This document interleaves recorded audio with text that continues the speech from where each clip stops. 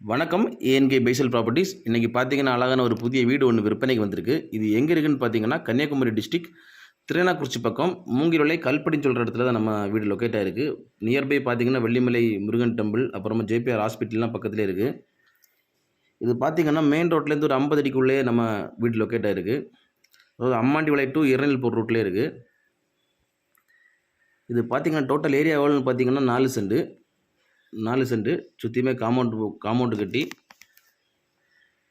Car parking with போரோட இருக்குது. இது வீடு இது பார்த்தீங்கன்னா ஒரு 4 பிஹெச்கே வீடு, அட்டாச்சு பாத்ரூமோடு இருக்குது.